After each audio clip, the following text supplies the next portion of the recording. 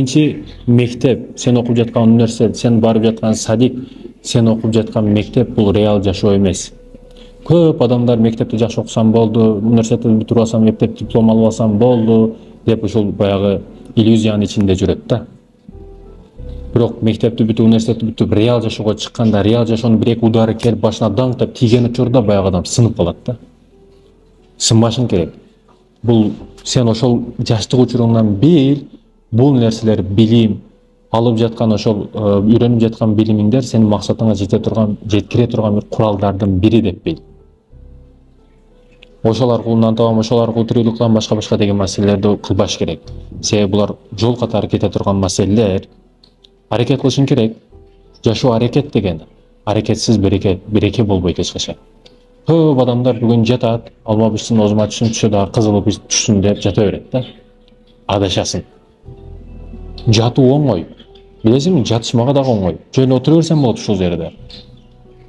Жөн отура берсең болот. Бирок мен бир нерсени айтып атам, бир нерсени окуп атам, бир нерсеге аракет кылып атам. Өзүм каалаганды бөлүшүп атам. Жок дегенде бир күндө бир адамга пайдаң тийсин, көңүлүн ал адамдардын. Аракет кыл. Ошол жаштык учуруңда эгерде каалагандай жүрүп кое турган болсоң, эртең кичине жаш өткөндөн кийин кордолушуңа туура келет. А бүгүн жаш учурда кичине кордолуп, чыдап, ошо бизнесте дагы, иштерде дагы не десе кыйналып, чыдап, үйрөнүп, саздалып, тапталып, быша турган болсоң, эртеңки жашооң жакшы болот. Алтынды алган учурда дагы алтын мындай өтө жаман таштардын ичинде болот го, аны күйгүзүп, бардыгы кылып, баягын тазалап алышат. Келген оорулар, сага келген кыйынчылыктар ошол сен тазаланып атасың деген. Кыйналып атасың, тазаланып атасың. Тазаланып чыгасың деген алтын болуп.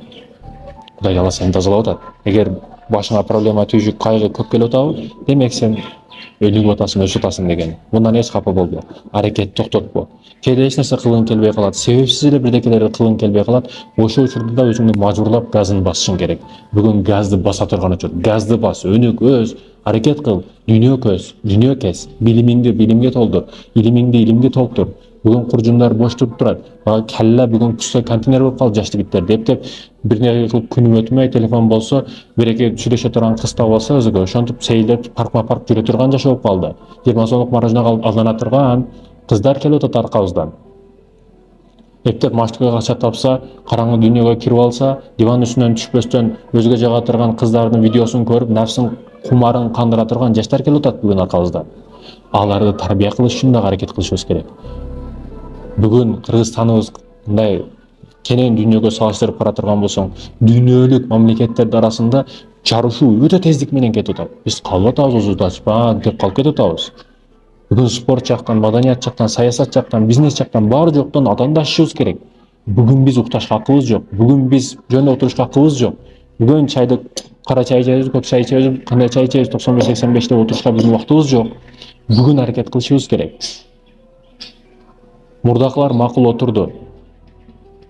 Ал учурда негизи отура турган учурда. Бүгүнчү ушул техникада баары жоктон мындай өнүгүп кетип атат. Кошуна Кытай өлкөбүз кандай өнүгүп кетти, өсүп кетти. Айтор бүгүн биздин отурушка акыбыз жок. Сөзсүз түрдө аракет токтотушубуз керек. Кайсы учур болбосун, башыңа кыйын проблема келеби, түйшүк келеби, маселе келеби, сөзсүз түрдө токтотпошуң керек. Жашоо деген аракет дегени. Сени кайгырта турган нерселерден алыс бол. Ал ошол кайгылуу клиптер болобу, кайгырта турган, ыйлата турган видеолор болобу, сенин кайгырышыңа себеп болчу нерселердин баардыгынан алыс бол. Күлкүгө, жылмаюуга себепчи болгон, жан дүйнөңө ырахат берүүчү нерсе, мисалы Куран угасыңбы, пайгамбарыбыздын хадистерин угасыңбы, бул нерселер жүрөккө тынчтык берет кадимкидей. Уш көрүп аткан, угуп аткан нерселериңди туура нерсеге алмаштырып койгон, актив нерсеге алмаштырып койгон, пассивге эмес. Сен жалаң пассив нерсе угуп атасың. Музыка, баягы болбогон рекламалар, арзыбаган нерселерди көрүп атасың. Ошондуктан да сен бүгүн жеңилүүдөсүң. Пайдалуу маалыматтарды берүүчү нерселерге дос бол. Пайдасыздан алыс бол. Мисалы мен колдоно турган нерсем Google да. Google'га жазсаң кайсы китепти болсо чыгарып берет, мисалы үчүн. А баягы кыска нуска видео чыгара турган сайттарда сага не пайда бар? Нени болсо Google чыгарып берсе, сага баягыдай кыска нуска сайттар бар го, Telegram, TikTok, ошондойлордун не кереги бар сага? Себепсиз пайдасыз нерселерди көрүп убактыңды өткөзүүбү? Ушундай бүгүн жаштар ушинтип телефонду карап, баардык адамдар ийгиликке жетип кетип атат, үйлөрдү алып атат, машиналарды алып атат, соц сеттерге чыгарып мактанып атат. Интернетте ушу баардыгы болуп кетип, ийгиликке жетип атканда, бул жерде отурган адам, телефонду кучакта отурган адам эч нерсеге жетпей, ушу 1-2 болбой турган адамдай сезе берет да өзүн. Ал реал жашоо эмес, ал факт эмес. Бай көрүнүп коюш оңой. Барып машинаны арендага алып, арендага үйдү алып, бай көрүнүп коюш, мен дагы, анын дагы, сенин дагы колуңдан келет. Бирок бул реал жашоо эмес да. Сен жалганчы эмессиң, калпчы эмессиң. Бекерчи болбо. Адамдардын жалган берип жаткан жалганчы нерселерин жечү адам болуп калып кетпе. Сен берчү адам бол. Сен продукттарды жей турган эмес, продукттарды бере турган адам болгон. Аракет кылышың керек ан үчүн. Көп чокуларга чыгышың керек. Айтор сени кыйнай турган, кыса турган, жан дүйнөгө караңгылык бере турган нерселерди укпа, көрбө, билбе. Маани бербе аларга. Эмне болсо кабыл ала бер. Жашооңо бир нерсе келип атат, аны кабыл ала бер. Эмне үчүн мага келди, андай болбош керек эле, кайсы күнөм үчүн дей турган болсоң, тескерисинче дагы 10 келет сага андайын. Коркуңа кош көрүнөт дейт го. Ойлогон нерсең сөз түрдө келет дейт го. Бул сөз түрдө боло турган нерсе. Себеби сен алып атасың да, шүгүр кылган жоксуң. Баягы жок учурда шүгүр кылганды бил. Бар учурда садака кылганды бил. Адамдар сөз түрдө болуш керек, анан садака кылам дейт да. Ишим жүрүшпөсө аш кылып берем дейт. Сен биринчи аш кылып бер, анан ишим жүрүшөт. Биринчи белгенди бил. Алганды эмес. Бул дүйнө бериш дүйнөсү, алыш дүйнөсү эмес. Ушундай кабыл алганды билген адамдар көп нерсеге нааразы болбойт. Көп учурда сыгылбайт, кайгырбайт. Себеби ал кабыл ала билет. Келген адам ушу бир проблема түшүп келсе, балким өзү күнөөлүү, балким башка күнөөлүү, айтор келдиби, кабыл ала билет да. Сөз түрдө бул менин жашоомдо бар экен, бул менде бар экен, демек бул мен үчүн. Ал дей берсең, мындай болбош керек эле дей берсең, бириң-эки болбойт. Жашоо баягы пианиного окшош. Пианино черткендер барбы? Баягы чертишет го, кара ак болуп кетет го. Кара ак болгондугу үчүн жакшы бир звук чыгат ал нерседен, ал аппараттан да. Жашообуз да ушундай кара ак болуп кетет, ошондуктан жакшы нерселер болот. Качан сиздин жашооңуз бир күн проблемада, бир күн кубанычта, окшоштук эмес да бул жашообуз. Окшоштук болуп калса сыноо болбой калат бул дүйнөбүз. Бир күн чөгөсүң, бир күн өсөсүң, жигит бир күн төө минет, бир күн жөө жүрөт, ушундай. Айтор ар бир нерсени кабыл алганды бил. Алдыга жылуу үчүн артыңдын эсебин чыгар. Алдыга жылышың үчүн сен тарыхыңды билишиң керек. Мындай жашоону карап, мына азыр мисал үчүн кел дагын мына жерде азыр.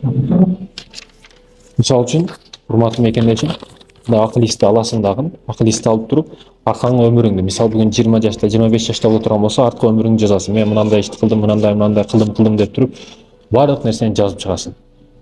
Ошол учурда сен билесиң, кайсы нерсеге убактың өтө көп кетип калгандыгын.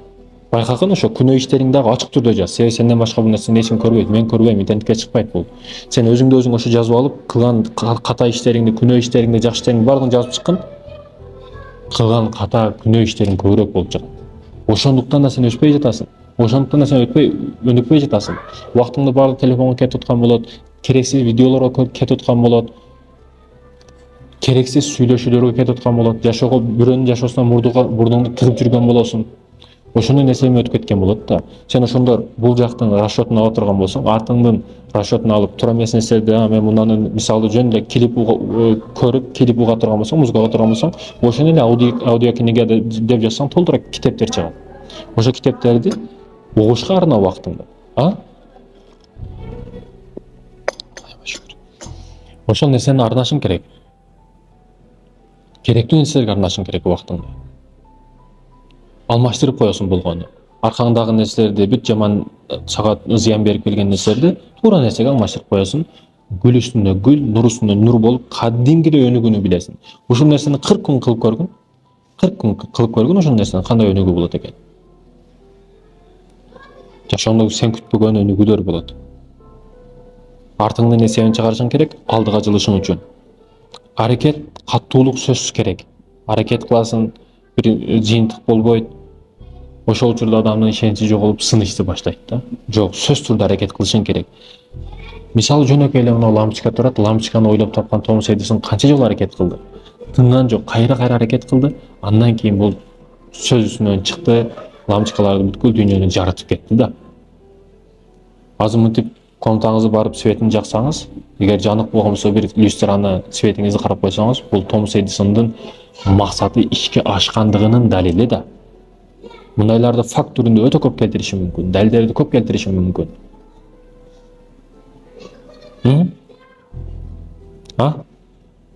Катуулук керек, максат жолуна катуулук сөзсүз түрдө керек, жеңилбешиң керек. Мынау KFC-ни карасаңыз, жер бизнесин да кылат, эң күчтүү жерлер, повороттогу жерлер ушу KFC-ники. Эң көп сатылган нерсе ушу KFC, клиенти ар дайым болот булардыкы. Полковник Сандерс. Полковник Сандерс деп коет, көп ошо KFC-ни ойлоп таап саткан адам. Мунун тарыхын карасаңыз, көп кыйналган, көп кордолгон, мусулман эмес адам, бирок аракет кылып атат. Көп кыйынчылыктар келген мунун жашоосуна. Ажырашып кеткен, баласы таштап кеткен, ал болгон, бул болгон айтып, кылбаган иш калган эмес. Акыры келип ошо KFC-ни өзүнүн тажрыйбамдан өткөн нерсе өзүм кыламын деп аракет кылып, кафелерге сунуштап, кафелерге кирбеген кафеси калган эмес. Бизде нават сунуштап кирдик, ал кылдык, бул кылдык. Көп учурда жок деген жоопту аласың, акыры бетиң дагы көнүп калат да кадимге. Жок десе мындай жөнөкөй эле карап каласың бул нерсеге. Бул дагы кирбеген кафеси калбайт, сунуштап көрөт. Акыры бир кафе уруксат берет.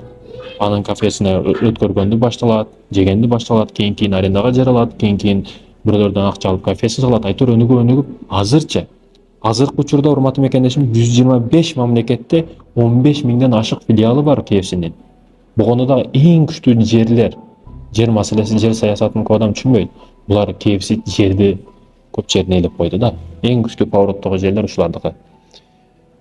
Бул жана көчөңүздү аралап сиз жеп аткан KFC ошол полковник Сандерстин максатынын ишке ашкандыгынын далили. Бул не менен жетти максатка? Катуулук менен, өжөрлүк менен, жеңилген жок, арка кайткан жок, болду мен Россияга кетем иштейм деген жок. Өзүнүн максатынан кайтпагандыгы үчүн бул максатына, ниетине жетти.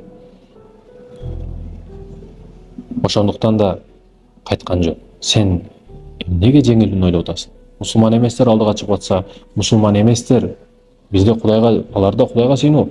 Бизде Раббыбыз бар, эмнеден коркобуз? Эмнеге жеңилесиң? Жеңилүүгө акың жок. Барып туура эле азыр компьютериңди ачсаң, Microsoft Corporation деп чыгат. Microsoft максатын айткан адамдарга, жакындарга, бир туугандарга, ата-энесиге дагы максатын айткан учурда мен компьютер башка бир техникаларды ойлоп табам деген учурда ата-энеси күлгөн баш болду. Сен мунун колуңдан келбейт, сен түзүк эле ишиңди кылчы, адамдар ошол жакшына иштечи, сен үйлөнүшүң керек, бала чага кылышың керек, андай кылышың керек, мындай кылышың керек деп ата-энеси жолдон кайтарган. Бирок Microsoft ошол гаражынан 10 жыл чыкпастан тынымсыз аракет кылып, ошол Microsoft Corporation компьютерди ачсаңыз ошентип чыгат. Бул Microsoft'тун максаты ишке ашкандыгынын далили. Пайгамбарыбызга канча соккулар болду. Келип, бардык нерсени беребиз, алтын, күмүш, динар, дирхам, евро, доллар бардыгын беребиз, ушул жолунан кайткан деген учурда дагы оң колума күндү, сол колума айды карматып койсоң да максатымдан кайтпаймын деген пайгамбарыбыз. Максатынан кайткан жок пайгамбарыбыз. Бүгүн мен мусулманча сүйлөп пайгамбарыбыздын хадисин сизге айтып атамбы? Демек пайгамбарыбыздын максаты ишке ашты деген.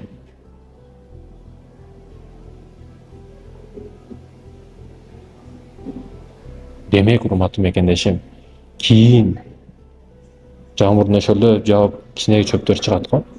Жамырда мынтип тык, мынтип себелетип төгүп кое бересиң. Кийин мунун результаты сөзсүз түрдө болот.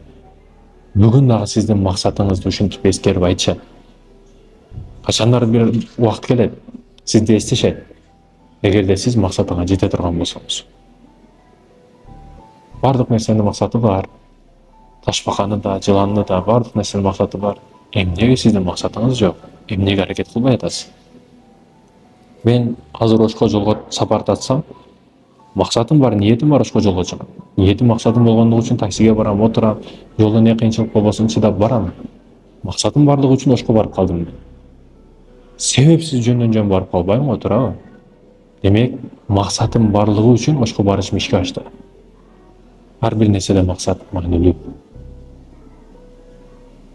Сиз эч качан максат кылбайсыз, мен 60 жашка чыгып калайын деп. Каласаң, каалабасаң чыгасың. Сиз максат кылбайсыз, күн эртелеп чыкпай койсун деп. Каласаң, каалабасаң чыгасың күн дагы. Сиз колуңуздан келе турган нерсеге баш катырыңыз, колуңуздан келбей турган нерсеге эмес. погоданы алмаштырып коюш колуңуздан келбейт. Түндү акты караңгы кылып коюш колуңуздан келбейт. Бул маселелер колуңуздан келбейт. Колуңуздан духуңуз жетпей турган, акылыңыз жетпей турган, күчүңүз жетпей турган нерсеге баш оорутпаңыз. Акылыңыз жете турган, өзүңүздүн күчүңүз жете турган максат иш-аракеттерге 100% энергияңызды каратыңыз, күчүңүздү каратыңыз. Ошол учурда ийгиликке сөзсүз түрдө жетесиз. Бул сөздөрдү кара санаган учурдан катары мен сүйүктүү мусулман бир тууган катары айттым. Мекендештерим, албетте мен идимсиз бир көчөдөгү адам болушум мүмкүн. Бирок сиз сыяктуу угуп турасыз балким, көрүп турасыз балким. Мага ушул сөздөрдү бирөө жакшы көрүп айткан эмес. Айтпайт дагы. Өзүңө каалаган жакшылыкты бирөөгө каала. Бул мусулмандын сыфаты.